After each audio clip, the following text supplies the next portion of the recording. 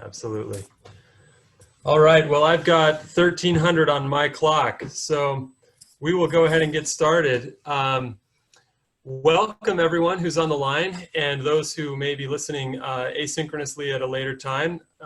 This is the AMSSM online lecture series for fellows, which is being presented by the Education Committee of AMSSM. And we had our first lecture of this series presented last night, which was actually a panel discussion on COVID-19, which was led by Dr. Jason Zaremski and a host of national experts, and went very well. These lectures will all be recorded and will be available online later at the AMSSM YouTube channel. Before I introduce our speakers, let me just go through a couple of housekeeping details. If I can advance my slides, I am going to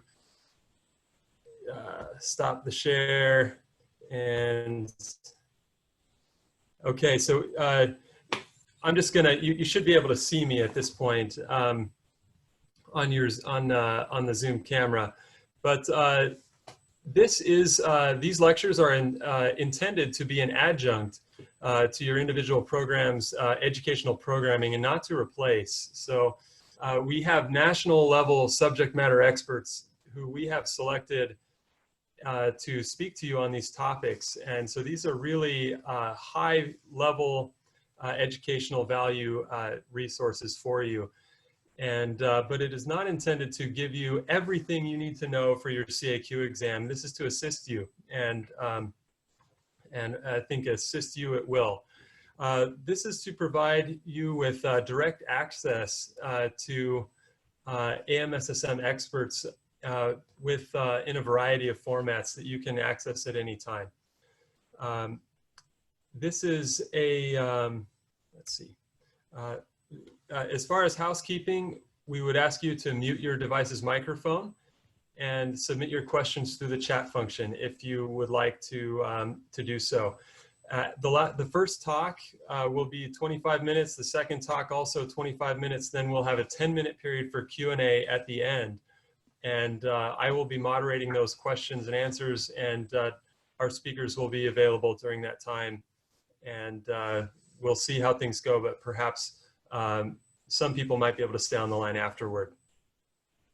We would ask that those who are in attendance at today's lecture, please fill out the evaluation form, which will be available on AMSSM Collaborate. And Dr. Dink, who's on the Education Committee and has been chairing this subcommittee, he is on the line right now, and he will be assisting, and as well as Andy Meyer from AMSSM. They'll be making sure that those evaluations go out, and we do ask you to complete those. Those are valued, and we do look at that and try to incorporate and make our programs better.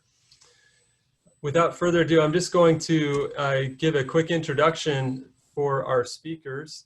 And so our speaker number one is Dr. Doug Casa from the Corey Stringer Institute. He is the Chief Executive Officer of KSI, which is centered out of the University of Connecticut.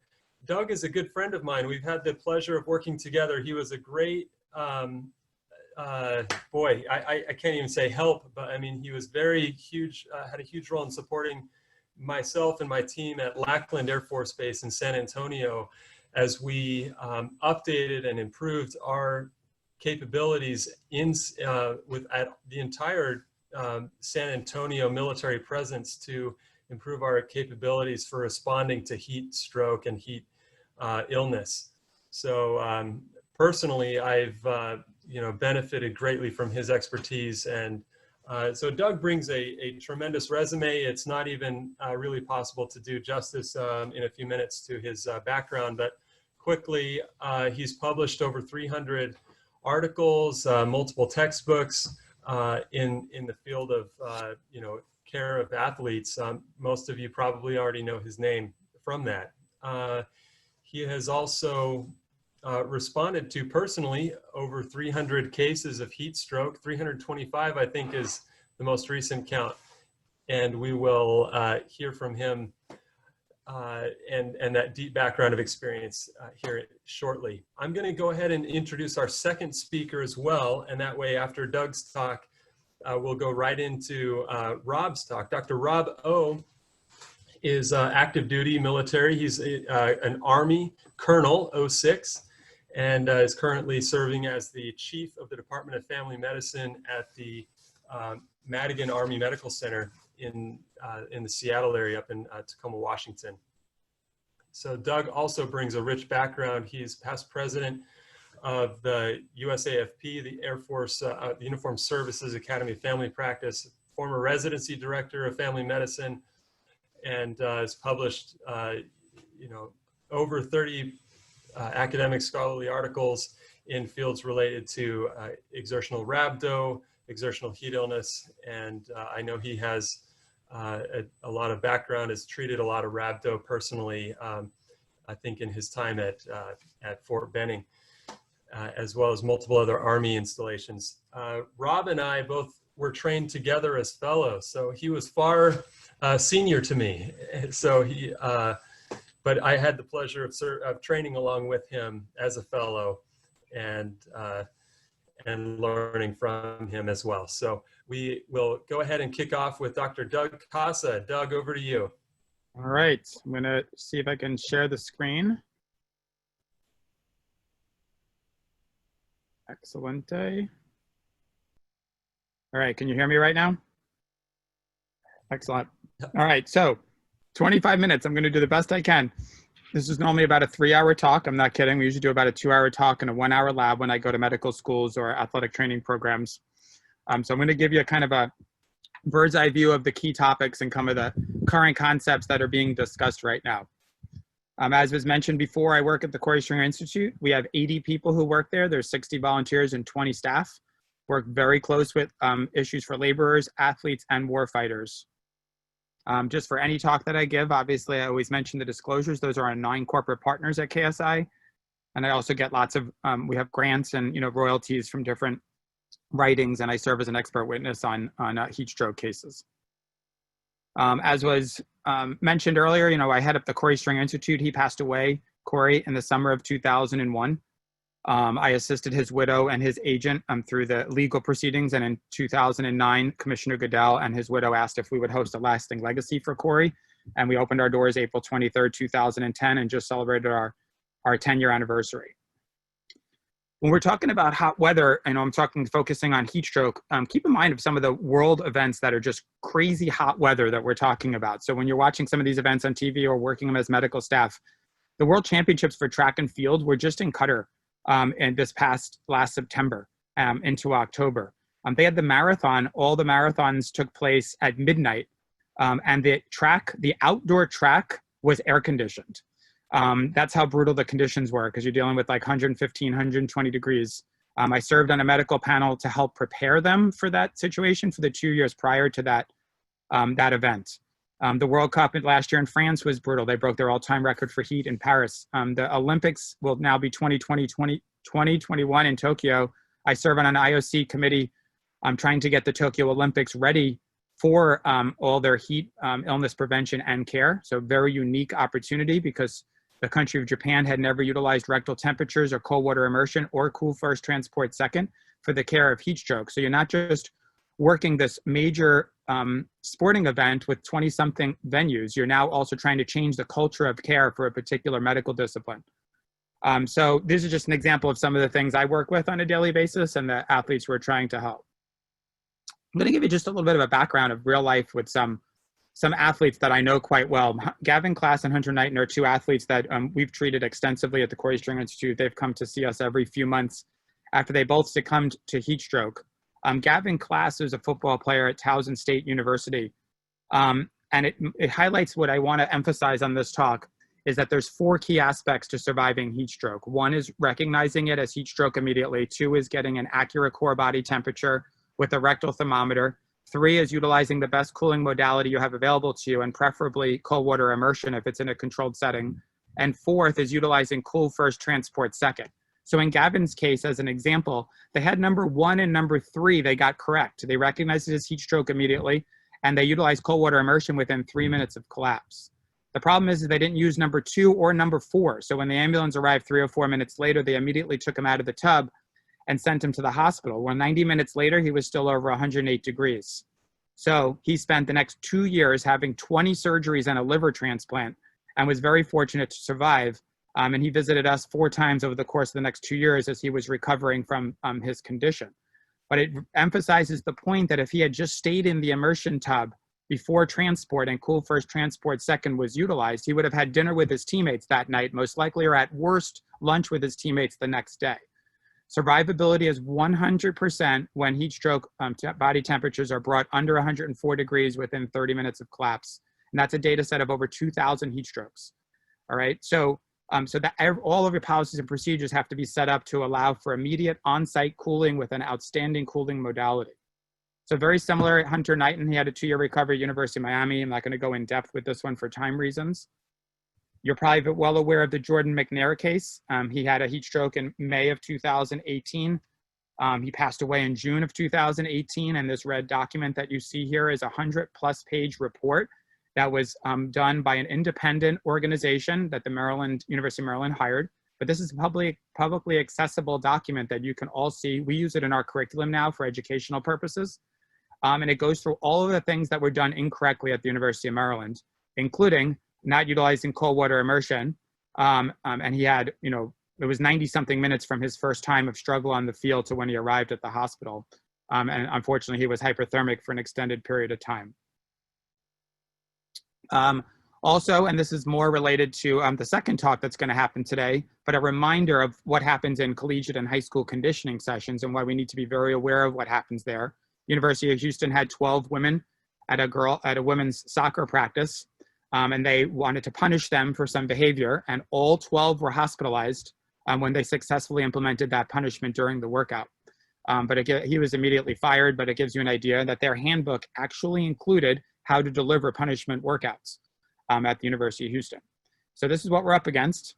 Another case is Braden Bradforth. He's from New Jersey, but he went to a community college, Garden City Community College in Kansas, and it was very similar. The same company that did the report for Jordan McNair also published a report on all the things that were done incorrectly here. That's also publicly accessible.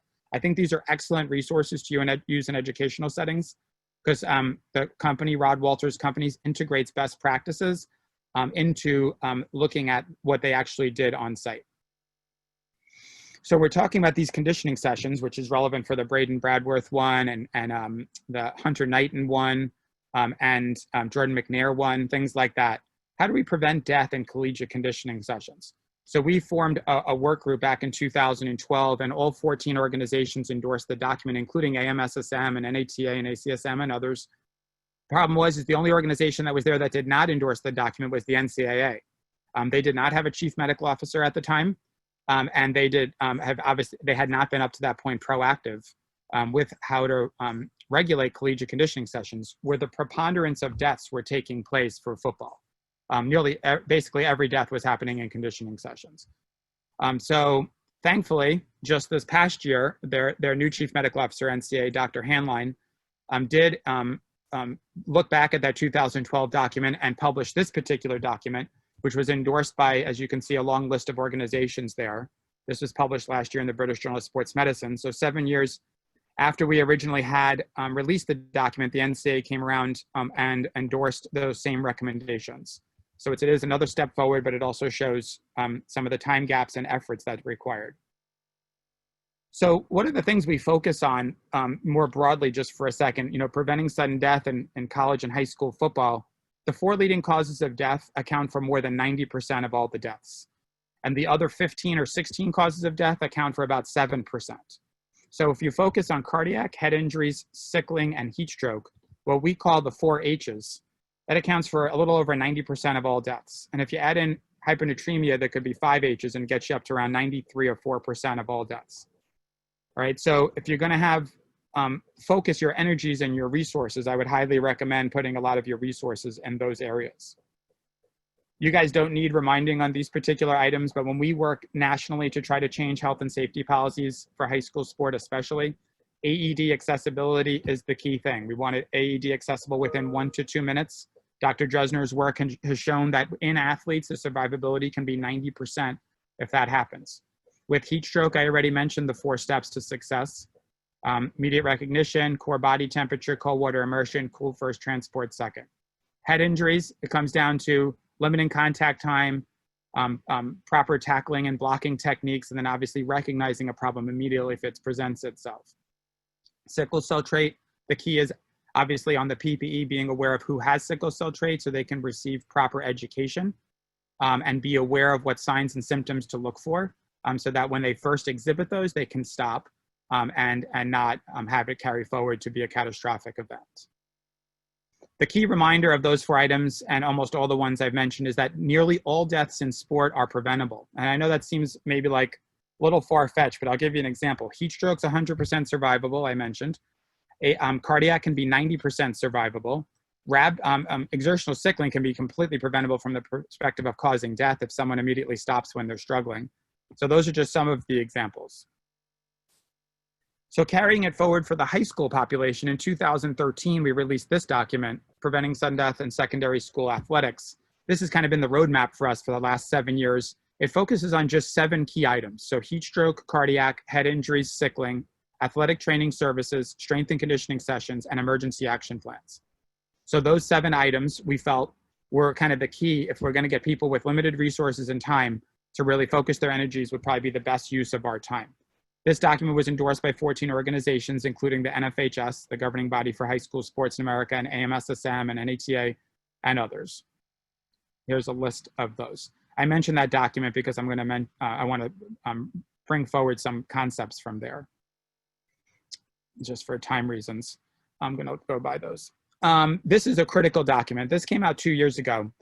And this is pre-hospital care of exertional heat stroke. And we had many people who were ER docs, sports medicine physicians, and heat stroke experts come together.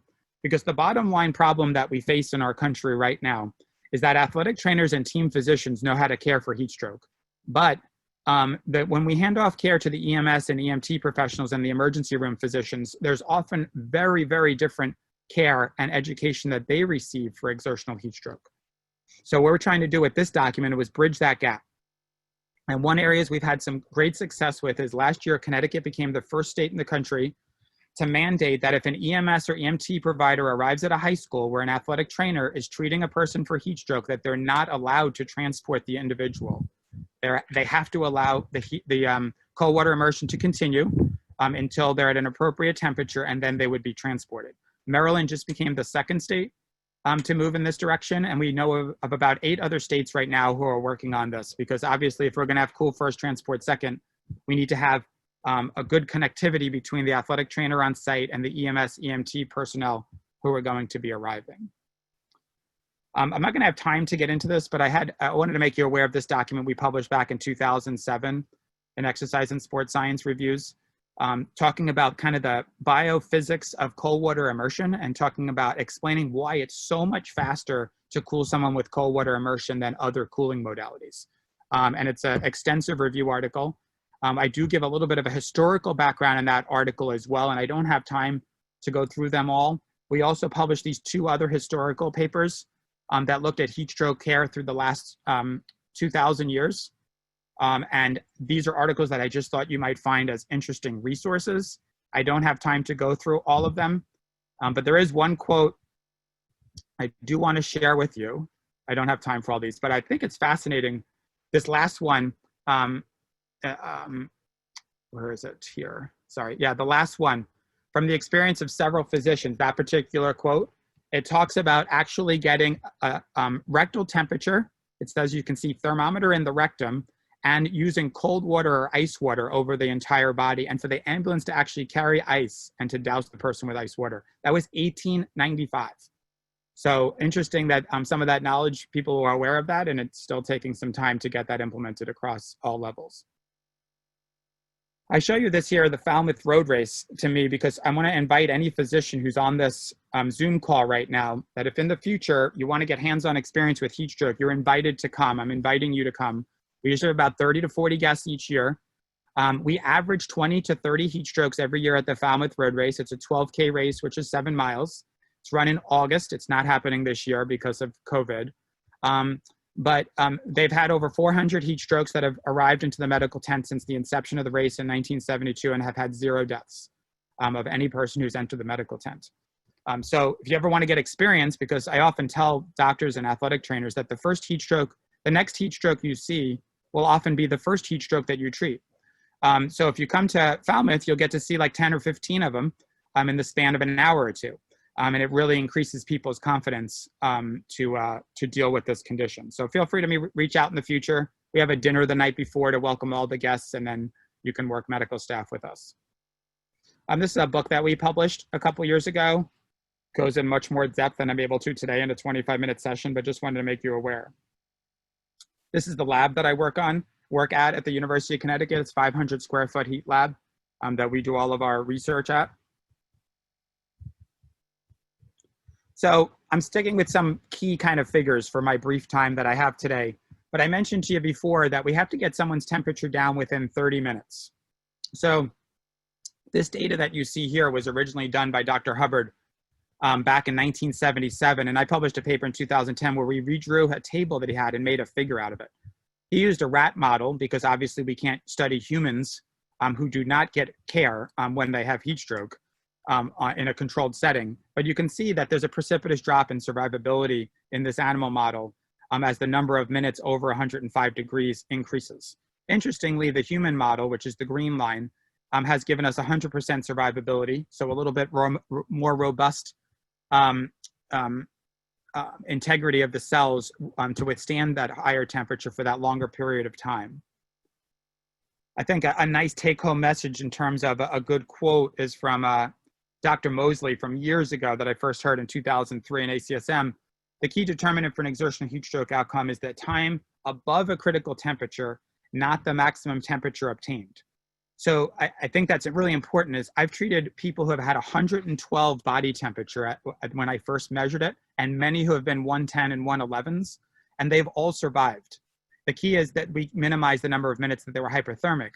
But yet I've served as an expert witness on cases where people were 105.5 and 106 and 106.5 because they weren't cooled and they stayed at that temperature for an extended period of time. So the key is not the temperature you reach, it's the number of minutes you're above that critical threshold for cell damage, which many people have theorized is somewhere around 105 or 105.5. So the largest data set ever published for exertional heat stroke, we published back in 2015, is 274 exertional heat stroke patients, and show that if rectal temperature and cold water immersion were done within 10 minutes of collapse, survivability was 100%. So I thought that was interesting. This is just an example of an immersion tub. It's a 150-gallon Rubbermaid tub that typically sells for about $100 at a Tractor Supply. I recommend these over kiddie pools because they're basically indestructible. You notice that there's a person behind holding a sheet or a towel underneath the person's armpits, which helps control the person so they don't go in the tub, but also if they're combative, prevents their movement. Another person is stirring the water aggressively and monitoring temperature. I also recommend this very much over taco method or burrito method or dousing the person with cold water because the cooling rates are much faster, about 30 to 40% faster with cold water immersion over those other modalities. So those are certainly applicable in remote settings or while you're transporting people to definitive care, or if you just don't have a cold water immersion tub available at like some remote cross-country meet and you have a cooler, ice water, and towels, obviously use the best that you can in that setting. But in a controlled setting like a football practice or a basic training in the military, you should be using cold water immersion tubs. The cooling rates are so much higher that it just really dramatically reduces the number of minutes. We published a paper, Dr. O'Connor, myself, and a few others back in 2012, which I feel like is a really good overview. And we looked at the reasons why people die from heat stroke. And the leading reasons that we found looking at all the heat stroke deaths were 4 main reasons. And I feel like this is an important lesson here. One is inaccurate temperature assessment or a misdiagnosis. So people are using things that don't work, like temporal, tympanic, axillary. So they either don't get a temperature or it's an inaccurate temperature. Treatment is delayed or no care happens, which happens unfortunately at the high school level a lot. A lot of coaches think that someone's wimping out. They just have them laying on the bleachers. No one's caring for them. Inefficient cooling modality. People are using things like ice packs on peripheral arteries or cooling blankets that have very inferior cooling rates to cold water immersion. Next is immediate transport. If you're immediately transported, obviously you're going into an ambulance that doesn't have cold water immersion. You're going to an emergency room that doesn't have cold water immersion. So why we recommend cool first, transport second. Next, I just wanted to briefly talk about prevention just for a second, but heat acclimatization guidelines, which is the phasing in of activity over time. I'm going to get into that in 1 second. I want to also just make everyone aware who's on the call that we're in the midst of visiting all 51 states right now to have individual state policy meetings to enhance health and safety standards for high school sport. We raised $2 million so that we could go and do these 50 state policy meetings. We've done 13 so far and have had massive success. Louisiana, Florida, New Jersey, Georgia have signed into law by their governor massive policy changes following the meetings that we've had. So we may be coming to one of your states soon. We're doing about 10 states a year over the next 5 years. So I just wanted to mention that to you. How much more time do I have, Nate?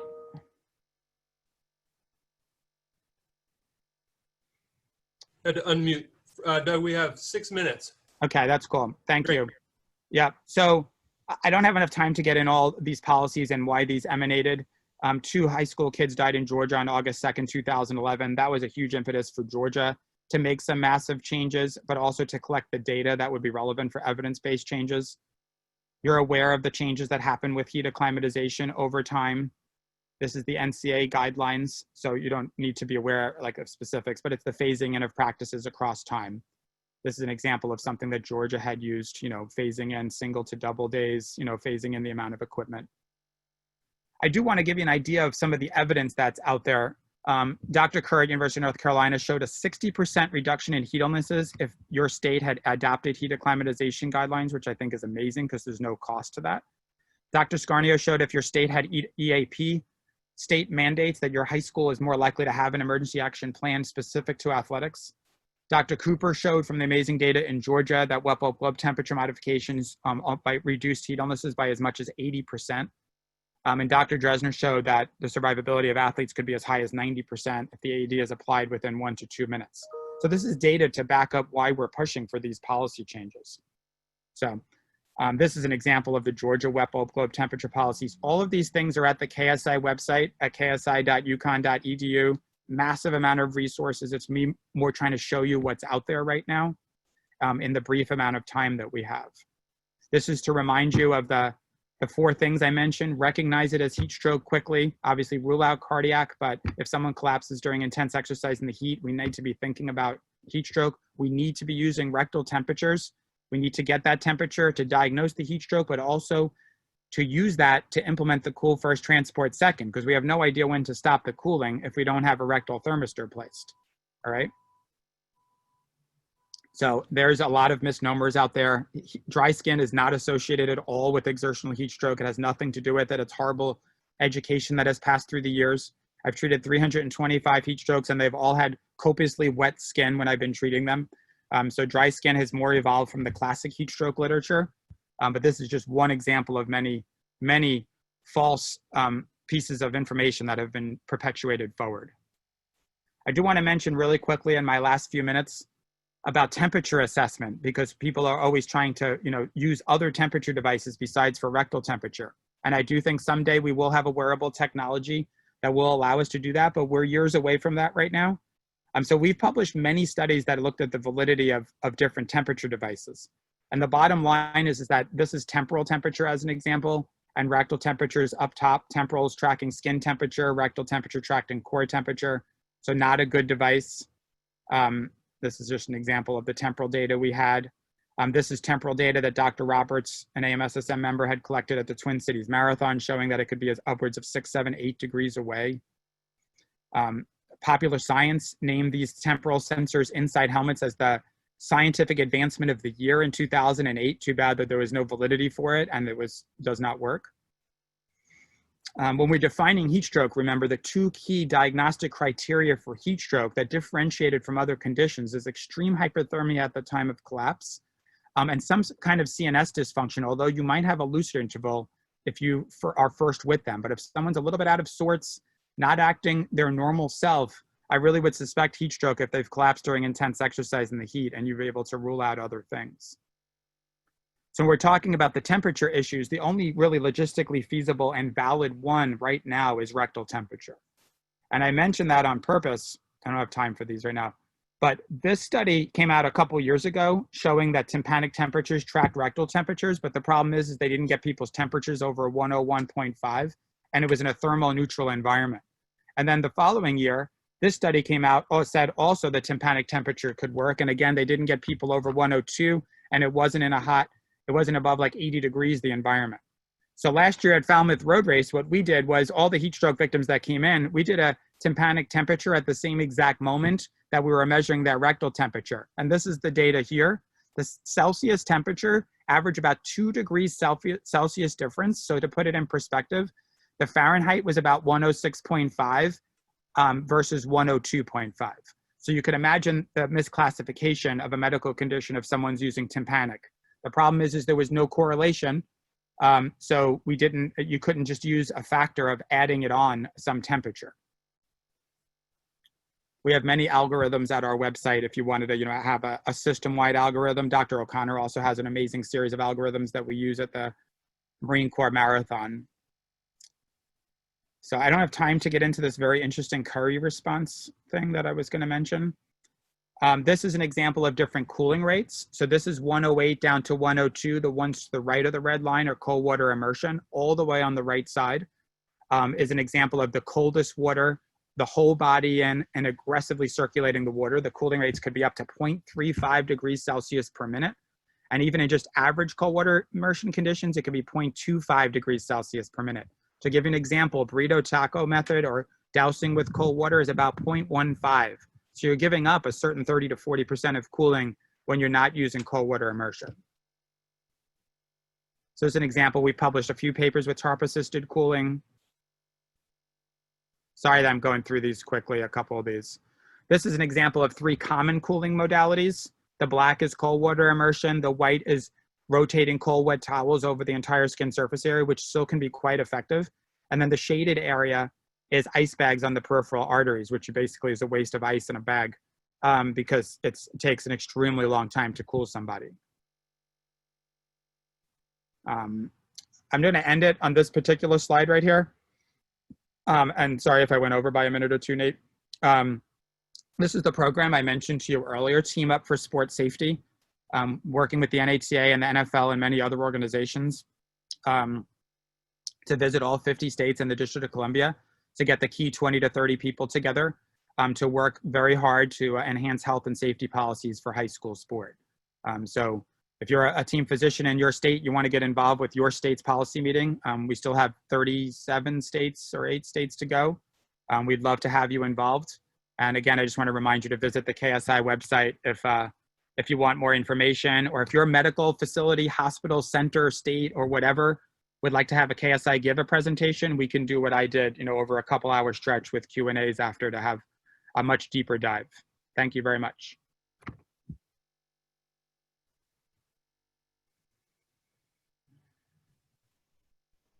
Doug, awesome talk. And while Rob's loading his up, Fran O'Connor just now walked in and says hello. Tell Fran I miss him. Will do. Rob, you're up whenever you're ready. All right, thanks, Doug. That was amazing. I wish Fort Benning could learn some of the lessons that we tried to push on them. We did a lot of taco method, cool water, splashing basically with wet towel, rotating, and they were actually using temporal thermometers for, and I was like, you might as well stop doing that. We had to really pull it out of their hands. Because, have me come back down to Benning again if you'd like. I would be glad to help, because I think we're on the cusp of getting people to be a little more receptive now. Yeah, they had me pull. I had to pull all the thermal thermometers, and I said, "Look, you're going to get a false negative or a false positive. Just, I'd rather you have nothing." I agree. Use your clinical skills instead. Yeah, so that was great. Thank you, Doug. Right, thank you. All right, so hopefully everybody can see this screen. Everything, every good? All right, so we're gonna go straight into exertional rhabdomyolysis. Before I do, everybody, like, if you want to stand up, I know sometimes doing too many Zoom talks, I can get a little bit, you know, blood clots in my system. So move around, shake around. We're gonna take a look at exertional rhabdo today. Just a disclaimer: I have nothing to disclose. I have no money, but if you guys want to give me money at the end of this talk, I'd be happy to take some. Okay. All right, let's take a look at this video, and hopefully this video will work. We did test it out, and one of the things that I want to bring up is that in 2015, I'm a big CrossFitter, and CrossFit Games in 2015 had some episodes of heat injuries. This was in, when they had the games, it was in Carlsbad, California, Carson, California, and it was about 80+ degrees of high humidity. And so I want you to focus on this video, and I want you to look at, specifically Annie Thorisdottir, and I want to look at Kara Webb. Annie Thorisdottir is in a white outfit, and then Kara Webb is also in a green outfit with a hat. This was Murph during a 1 mile run, 100 pull-ups, 200 push-ups, 300 air squats, and then another 1 mile run. And the elite runs it under about 40 minutes, and these are female athletes. They're also wearing a 20-pound vest. So let's take a look at this video. Half the reps here of Murph with the pull-ups, push-ups, and air squats. She can handle that with her legs, so this is very uncharacteristic. But look at the difference here. That was at the beach, nice and cool, overcast. Today it's extremely hot, extremely humid. These guys were on the field, and it's so humid out on the field, so she could just be cramping up, just losing a lot of those salts. I mean, it looks like her legs are just, you know, misfiring. She can't get them to move the way she wants them to move. There's a member of the medical staff in the red shirt next to her making sure that Annie Thorisdottir is okay. But that is definitely not a face where you... In 22nd place overall after the first two events, she finished 33rd, but Annie Thorisdottir... I mean, not even walking here, Sean. She's hunched over. It really shows you how much she's struggling and what she's dealing with. I have never seen Annie Thorisdottir look like this in any event ever at the CrossFit Games. CrossFit Games, regionals, anywhere. Anna Tunnicliffe, who is pushing for the lead, making the final turn back onto the soccer field. I am shocked, though. This is my big surprise, Anna Tunnicliffe. I thought she was going to make a push with Sam Briggs there in the start. She started off very strong. She was like the second one back in on the run. Just take a look at as Kara Webb comes into the turn, last mile run of Murph. Crowd cheering on Anna Tunnicliffe on the final leg of her 1 mile run.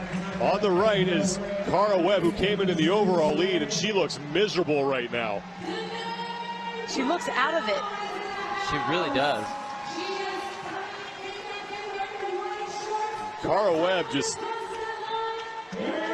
does not look like she's having an easy time keeping it together here, but that's a phase of extreme fatigue for the woman who came in with the overall lead. She's right next to Stacy Tovar, and Annie Thorisdottir, meanwhile, continues to walk on this final 1 mile run. This is now picking up the pace. And let's keep in mind, these are the fittest women in the world. She's able to run again, but I don't know for how long. This is going to go down as one of those events that they remember that feeling, and you feel sick when you think about it. Well, you see reactions like this and things like when people do the Hawaiian Ironman. You know, where you're out there for so long, your body just goes into complete, depletion of all of its minerals and everything else, to where your body is not listening to what you're telling it to do. Well, and you think about the pace. The pace was set just so fast from that first mile run that once you go too far in the tank for what your body can handle, it's so hard. You just can't get that back. Stacy Tovar on the right, sorry, is past Kara Webb. Now Camila Blanc-Bazinet looking pretty smooth here on this final mile run. Not towards the top, but she's not going to be towards the bottom, but she's got to start scoring some points in order to start working her way back up the leaderboard. She's never the most dominant when it comes to just grunt work or things like this, so she showed the more classic CrossFit style events. Sarah Sigmund's daughter coming in, the rookie out of Iceland. Behind her is Michelle Laton.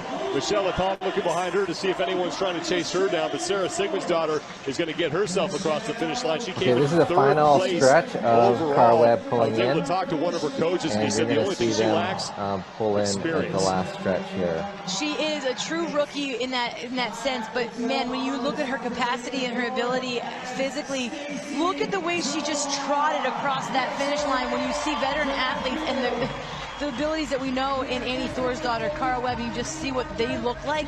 That's scary. And let's Ninth place finish for Sickle's daughter. And let's just take this for what it is. This is one portion of this entire competition. So how much damage is this one event going to do for you for the next one today, the next one tomorrow, or whatever else they have left, coming up? Stacy Tovar just wrapped up an 11th place finish. That's Katrin David's daughter coming across the finish line. And behind her in the upper right-hand portion of your screen in the yellow pants, that is Cara Webb. Solid result for Cara Webb, although she looks exhausted. And I was really excited to see what Cara Webb's, games are going to look like this year, but this may do a lot of damage for her for the rest of the event. She looks terrible right now. Cara Webb just collapsing into the arms of Anna Tunnicliffe, who's trying to get her some water. They're calling for the medical staff to come over and check out Cara Webb.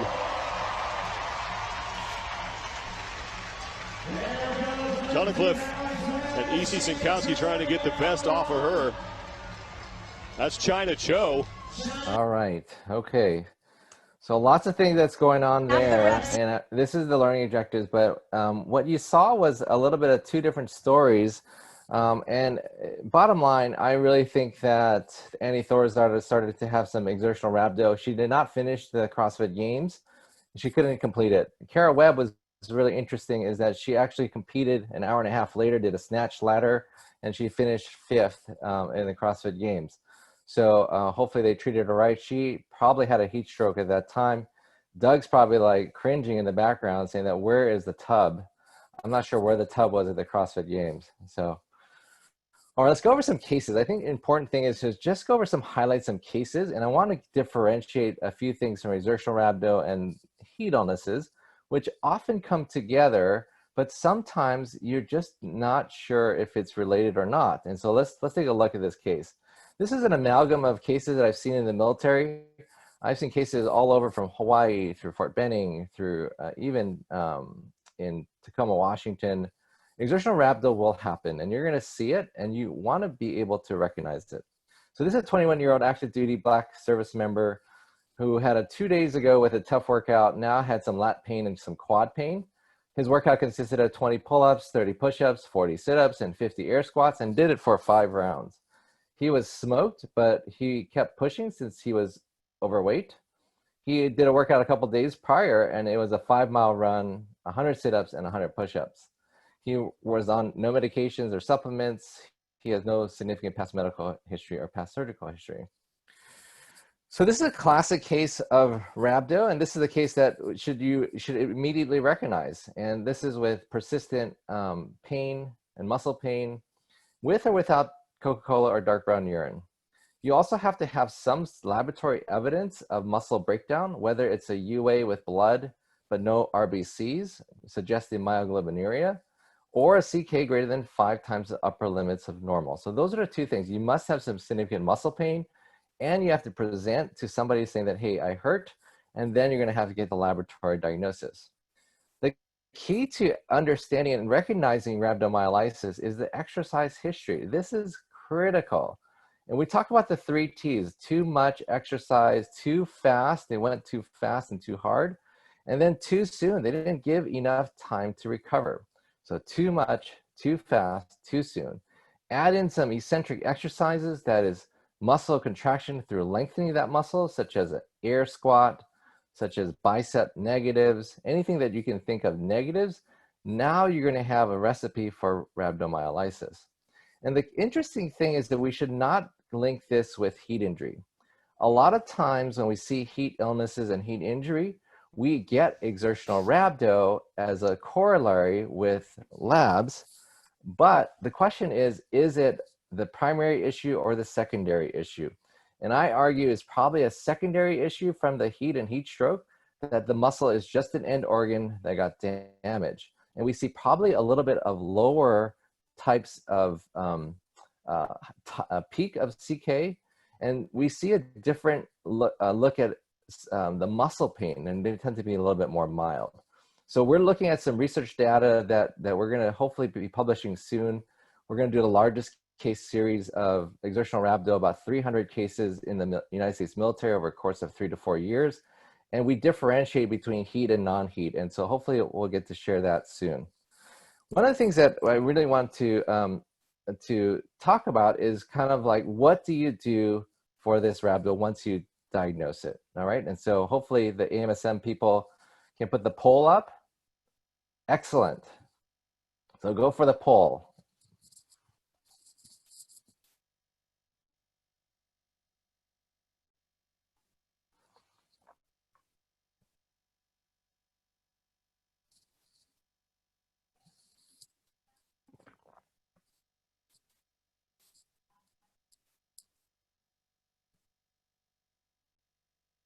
And I don't know how that works with the polling, so hopefully the AMSSM people can let me know what it looks like, and hopefully we can share it.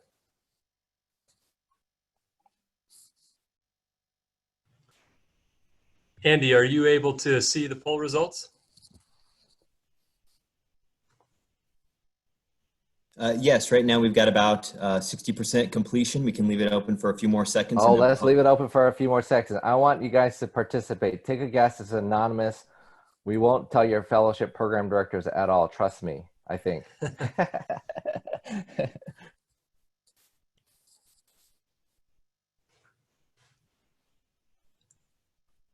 And I don't know what that yellow thing is on. I'm going to just leave it alone because I see it here on my screen, but I'm going to just leave it alone. Okay, I'll go ahead and end the polling here in just a few more seconds. All right, great. All right, get your last answer in.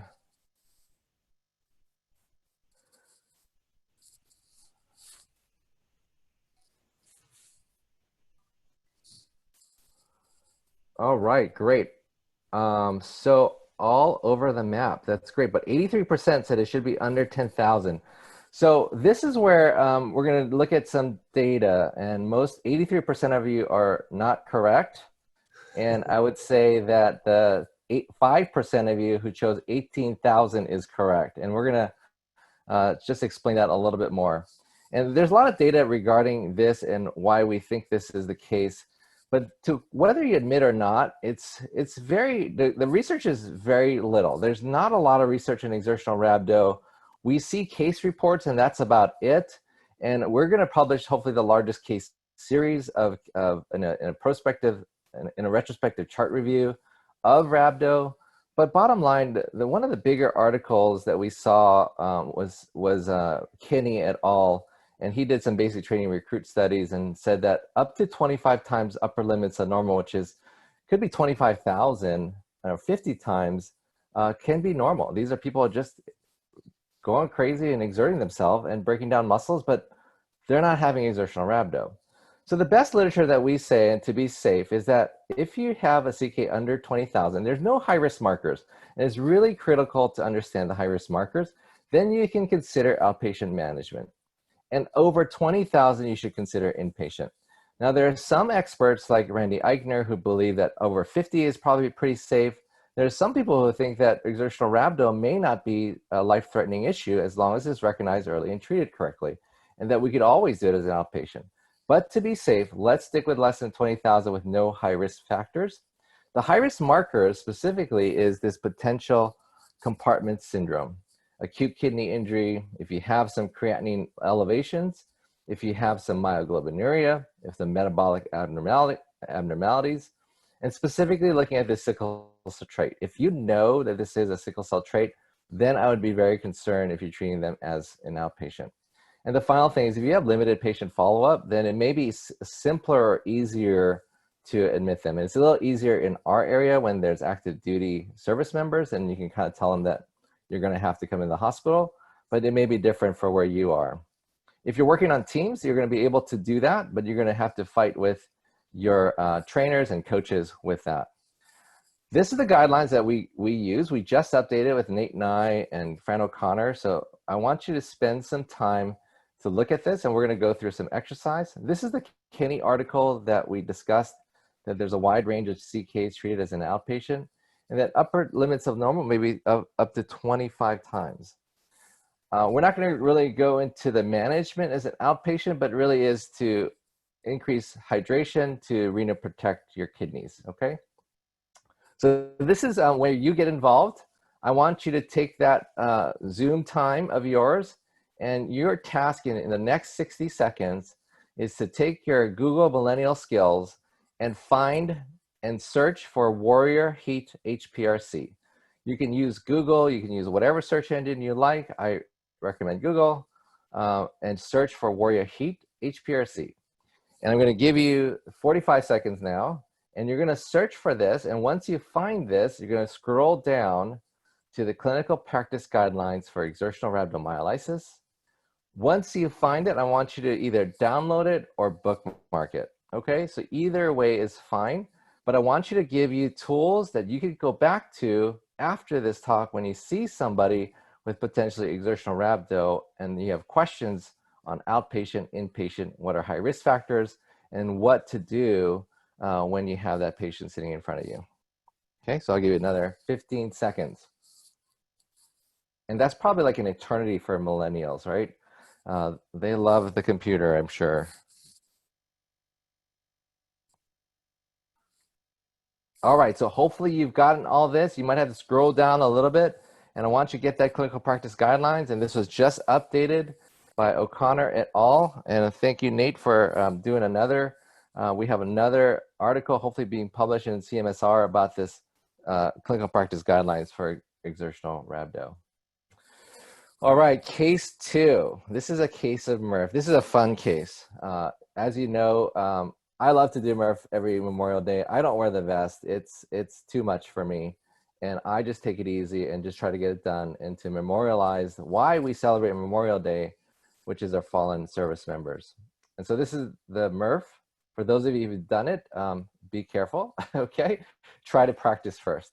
All right, this is a cluster of rhabdo. 44 ROTC cadets at a US university in 2015.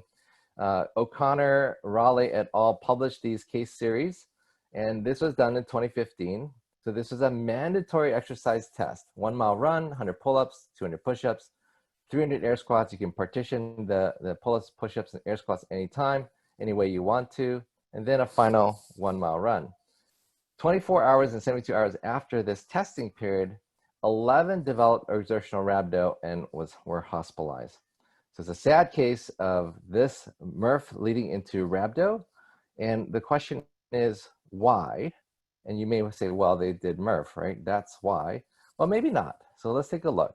So the team of Raleigh et al. Went down to this unnamed university, and they surveyed 35 of 44 cadets. The 44 cadets were able to do this mandatory testing. Of the 35 cadets that actually agreed to do this, 25 did it as an individual. That means that they did the whole thing by themselves. 10 of them did it as teams of 3. So just a little different ways of doing it. And looking at all the studies and the variables that they looked at, levels of fitness, did they do Murph before? Did they have any idea what was going on with the type of training, with the heat, the humidity? The only thing that really came out is maybe there was some link towards increased alcohol use before doing Murph that led to the rhabdomyolysis.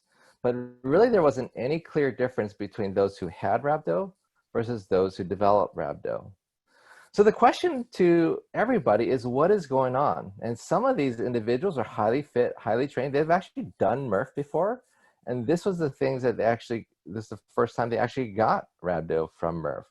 So what is going on? What else is going on that we can think of? So let's take a look at the literature. And Dr. Raleigh, who's a colleague of ours, did a great cluster analysis of ER and did a review of the literature. And here's what she found. There were 8 volleyball players from the Texas Women's University that got rhabdo doing a workout, and it was during a fitness testing. 13 football players from the University of Iowa did a sled pull and back squat. There's a timed session in the off season after their bowl game in January. So it wasn't related to the heat at all. And it was in January in the off season, and it was a time session. And 13 players from the University of Iowa, highly trained athletes, got rhabdo. 8 lacrosse players at UNC did 3 sets of bicep curls. Didn't sound like a lot, but this was the first weight training of the year. And 8 of them got rhabdo. Swimmers at University of South Carolina did a preseason workout of push-ups and squats for 10 minutes. They did a minute of push-ups, a minute of squats, and you rotate it and for 10 minutes, and you did as many numbers as you can. And then finally, there's a couple of other ones, but I want to highlight this one, the 12 high school football players at a summer camp. And this was their first camp of the season to see if who would actually be on the team. They did a chair dips intervals with push-ups, very similar to the push-ups and squats. But then this was also done in a group, and this was their first workout. And this is where the coach actually pushed these people to do a little bit more, a little bit harder for their workouts. And 12 of the high school football players at camp got rhabdo. So the question is what? And I thought Raleigh et al. Did a great job of kind of summarizing the clusters and seeing what was it that led to it. And so she mentioned that the cadets were led to believe that the time score on their mandatory physical exercise would directly affect their professional military careers in assigned vocational fields, making them more likely to push even harder.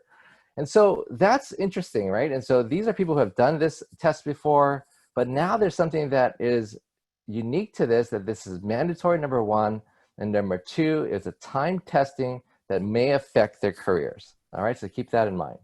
So this is where I'm going to add to the terrible T's, the too much, too soon, too fast. So remember, these are group setting, pressure to perform, time testing. A lot of times these are preseason or off-season exercises.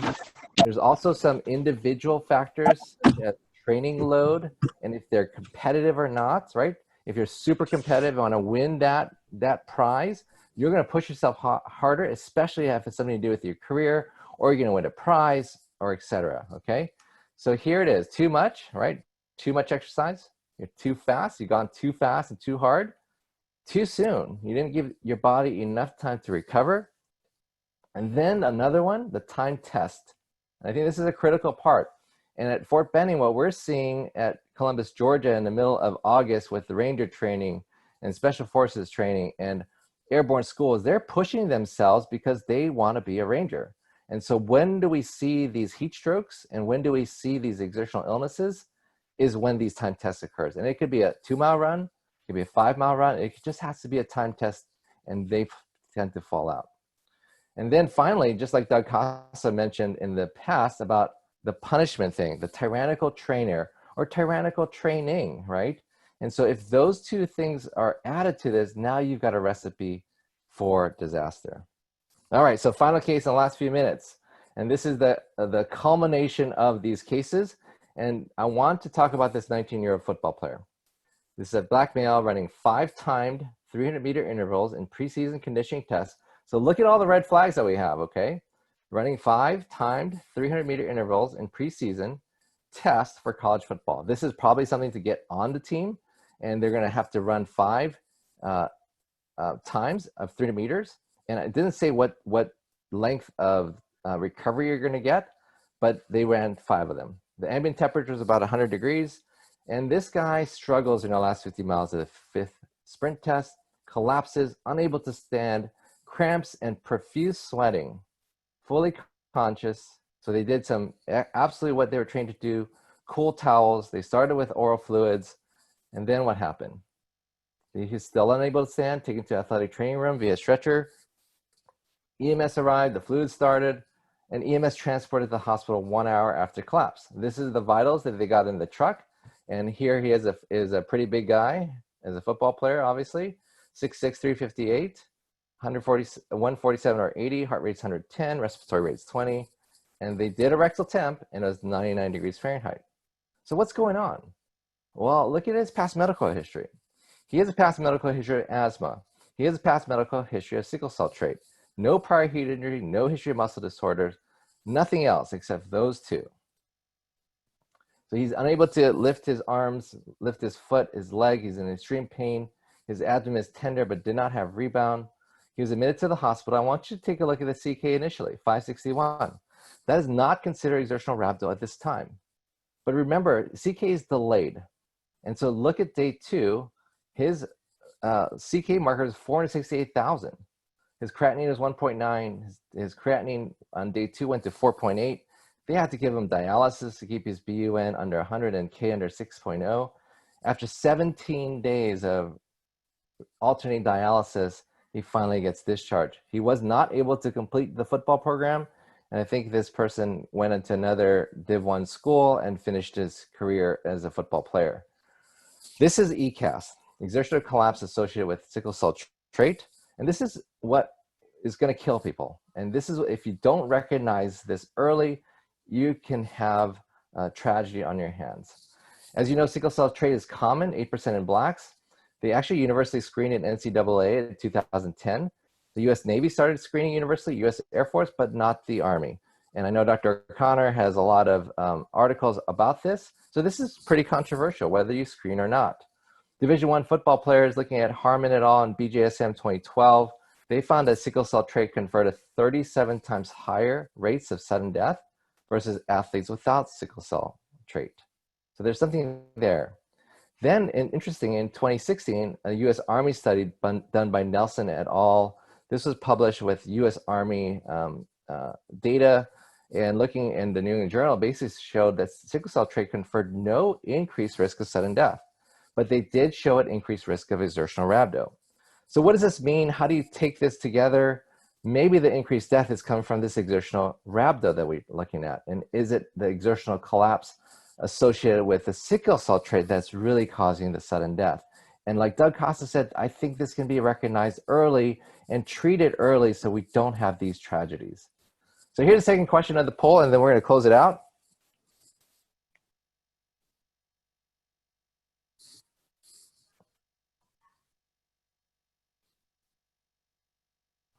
And we'll give you 30 seconds for this one.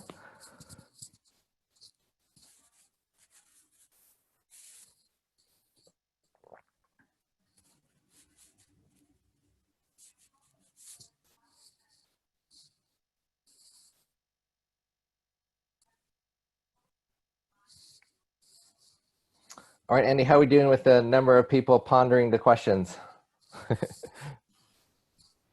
About 50%, leave it open a few more seconds. Okay, perfect.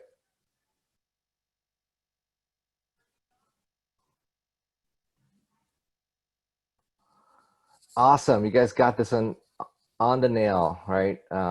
Hit the nail on the head. Short, intense workouts, that's great. I'm gonna close that one. Okay, so just the recognition, I'm gonna give you a mnemonic, I'm gonna close it out. It's a conscious cramp-like collapse, severe pain out of proportion. Muscles are painful, but it's flaccid. It's really unique. I have seen this. I've reported people what they reported in the literature. And think about the theory. The sickling worsens in hypoxemia, hydrogen ions or acidosis, hyperthermia, and dehydration. So what's the recipe? A short, maximal intense lactic acidosis event, an anaerobic event, with a history of asthma in the heat and maybe a little dehydrated. That's the recipe for disaster if you have sickle cell trait. And think about the terrible T's: too fast, too much, too soon. Think about the time test where they're going to push themselves, and the tyrannical trainer. Look at the off-season, preseason, too little recovery in the time testing. This is my mnemonic. H's and T's will help you C3 of ECAST, okay? So don't worry about that. The H's and see the C3, the conscious cramp-like collapse of ECAST. Last slide, and to differentiate, okay, just to look at, I'm not going to spend a lot of time on it, but the differentiate between emergence, ER, exertional rhabdomyolysis, heat stroke, and ECAST. This is the difference. So you got to recognize this early. You got to transport them when you consider ECAST to hospital. This is the key to recognize this. And rapid cooling, like Dr. Casa said, is about for heat stroke, and everything else probably okay as long as you recognize it early. I appreciate your time. This is Nate Nye in the Air Force outfit sitting next to me, and with Teddy Roosevelt during the Army 10 miler, where we treated a couple cases of heat stroke, which is crazy. It's only a 10-mile run, but it was hot and humid, and this is baseball season, so I figured that maybe we can eventually get back to baseball for reals. All right, thank you very much. Excellent. Rob and Doug, if we could applaud and clap, you can just imagine that we're all clapping. Those were excellent talks. Okay, thanks. Very good. Thank you. Can everyone hear me? Very good. We're going to 10 minutes for some Q&A, and I've seen a couple of things come through in the comments. Audience, if you do have questions, let's go ahead and hear them. You can type them in now. There's Rob, while you're on the hot seat, Michael Payton is asking, can we use those that rhabdo CPG in pediatric patients or high school athletes? So we'd like to hear your thoughts on that. Within that CPG, it does go through inpatient versus outpatient. And for those who are admitted, it talks about a protocol for inpatient treatment. And so Rob, what are your thoughts on that? Yeah, I mean, pediatrics are not like little adults, right? But our guidelines are focused on adults. There's not a lot of literature on exertional rhabdo in pediatrics, but with high school, they are vulnerable populations. So I would probably lean towards the era of admitting versus not admitting because of the vulnerable population pieces and the coaches, to protect them from the coaches and even sometimes their parents, I hate to say. So great. Good stuff.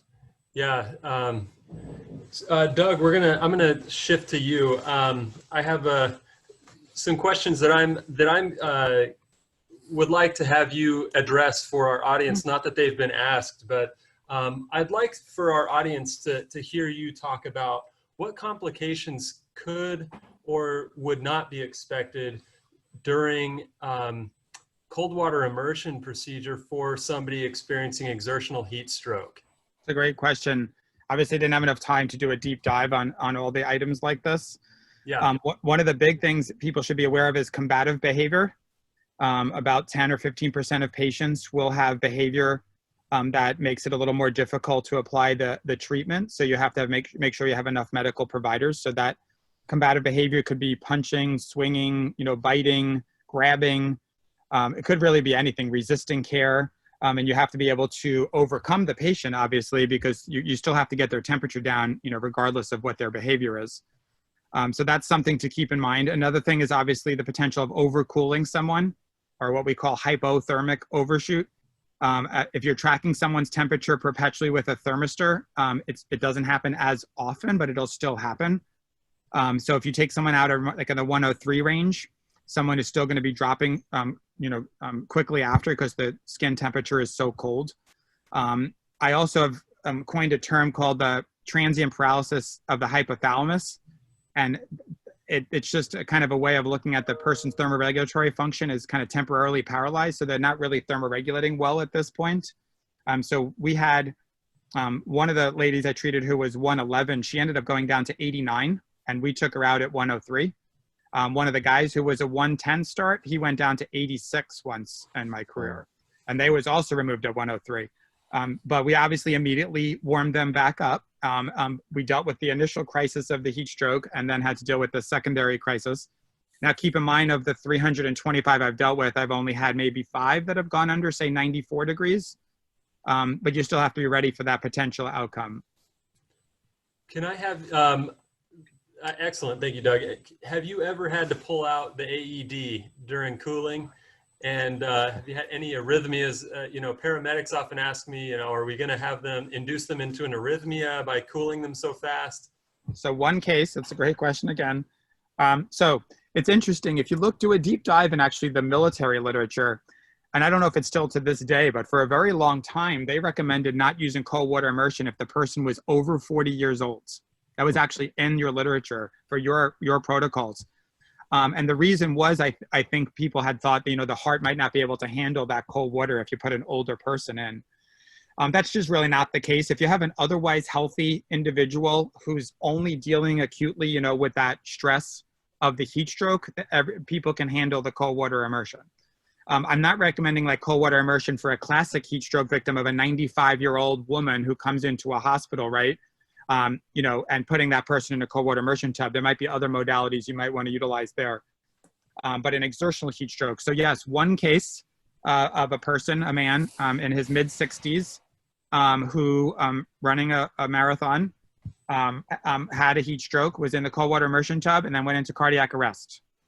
Took him out, used an AED after drying him off, got him back to normal. And then obviously everyone looked at each other and like, what the hell do we do now? And we had to put him back in the tub because he was still 109. So he went back in the tub, and then he recovered from that. And so he survived a heart attack and a heat stroke from the same race. And the next day, he saw a cardiologist, and 2 days later, he actually had surgery because there was a massive issue with his, that blockage that he wasn't aware of.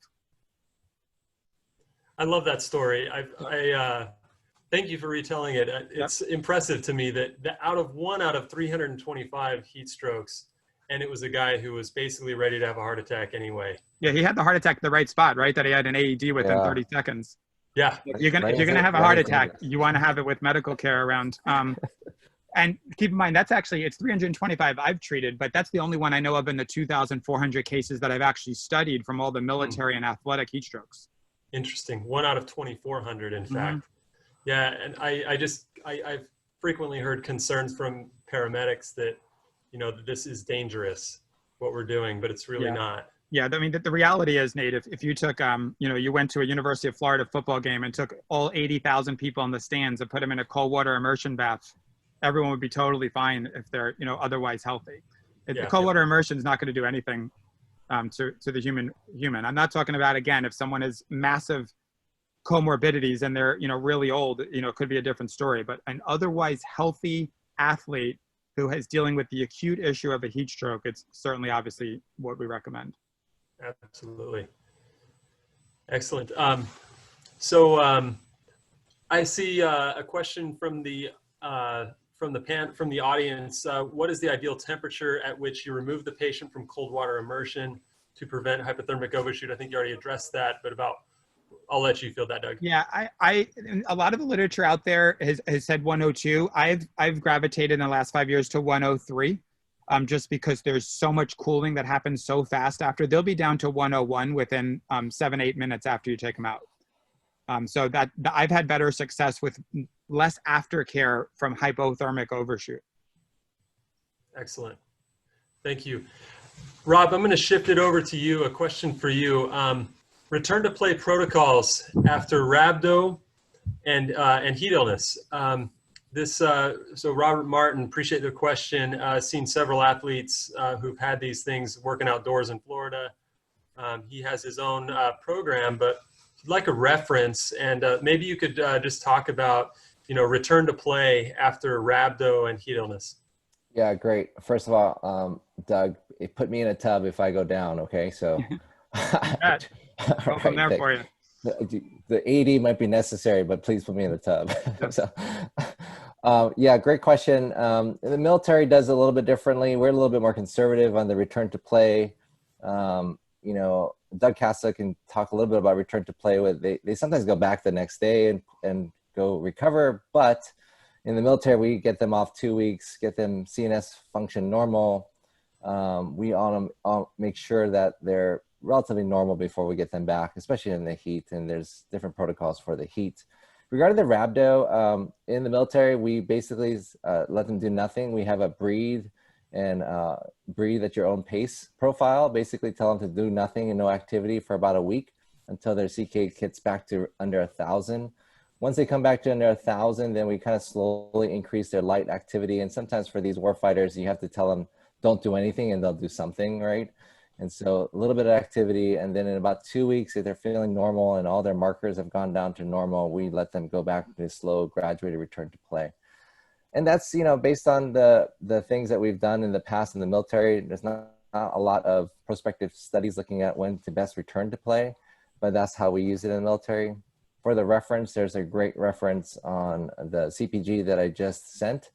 And that gives you all the references regarding return to play and how they do it in the military.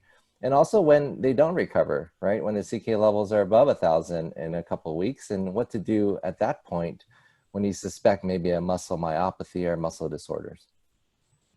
Excellent. Nate, can I chime in, Nate? Please do. Yeah, so we're talking about return after a heat stroke. If someone is cooled properly and treated really well, we still recommend that they not return for at least a month. Part of that month could certainly be inclusive of working fitness back and heat acclimatization back, but we would not want them back with their team in that time because they're obviously been compromised, and we want to make sure they're back to full function before working their butts off to keep up with their teammates. The reality is, though, what most of the physicians in this call are going to face, a lot of times the heat stroke is not cared for properly. And it might not be the fault of, the people there. It might be reality of they were out on a distance run. They weren't found for a while. It just, the realities of it, they might not be, cooled rapidly because of the setting in which the heat stroke happened. And those people need often much longer to recover. Because you got to remember, if they're lucky enough to survive a heat stroke, if they're not cared for properly, they're almost definitely going to have long-term complications, and very likely, I shouldn't say likely, very possible they'll have permanent complications. So we got to work very closely with them and bring them back like we would from any other sport. That's what we do at KSI. We have people come in from around the country every few months after they've had a heat stroke, so we can help them get their fitness and their heat acclimatization back, and work with their team physician and their athletic trainer to get them back onto the field safely. Fantastic. Yeah, there will be an occasional case, as Doug, you work with these, that they'll have persistent exercise intolerance. They continue to get hyperthermic despite a low to moderate exercise load. Yep. They'll have some underlying medical conditions, and you can have these unusual complications, get them to a heat lab, and they need further workup by an expert who has access to facilities and capabilities like Doug has, and like Dr. O'Connor has here at his lab at Champ. For the physicians, let me just say one other thing too. You have to think about why that heat stroke happened in the first place for your athlete, right? Because there's usually some X factor you can point at. They started a new medication, a new supplement, changed their medication dosage. They're too fast. They're not heat acclimatized. They're coming back from an injury, so their fitness isn't as good as their teammates, and they're working at a higher relative percent of their VO2 max to keep up. There's usually there's a reason why on that particular day that person struggled and they didn't struggle in the previous 2,000 days of practice. So it might be they're coming back from an illness, haven't fully recovered from an illness, didn't sleep the previous 2 nights, whatever it is, need to do a deep dive, because can you resolve that issue or make that issue better so that when they come back, they don't face the same risk? Yeah, excellent. And then there's the rare MHS susceptibility, and we could talk on and on about. Yeah, there are other genetic potentials, and obviously limited evidence for some of the stuff, but certainly something that we're going to try to understand more. Is there some genetic reason that they're susceptible? First of all, why they may be more susceptible, and then why they may be more susceptible at certain times. Yeah. Very good. Well, we're a little bit over time. Going back to the reference question, I'm just going to share my screen really quick. This is a study that was published in 2016 by Dr. O'Connor and Dr. Asplund in Sports Health. I would recommend, as far as return to play, this is a great reference to go to get help with these challenging clinical decisions. It is very difficult. So I will, again, huge thank you to our speakers, Dr. Doug Casa and Dr. Rob O, for sharing their time and expertise with us. I wish we could listen to each of them for, multiple hours. They have lots more to say. And thank you to those who are in attendance today. And if you'd like to reach out, you can reach me at nathaniel.nye, N-Y-E, @gmail. And I'd be happy to share, and we can talk further. We're going to go ahead and end the call. Don't forget to fill out the SurveyMonkey, and there's a link there in your chat. And will also be available on collaborate.amsssm.org. With that, thanks again, and have a great rest of your Wednesday. Thank you so much. Thank you, Doug. Bye, everybody. Thank you. Thanks, Nate. Thanks, Rob.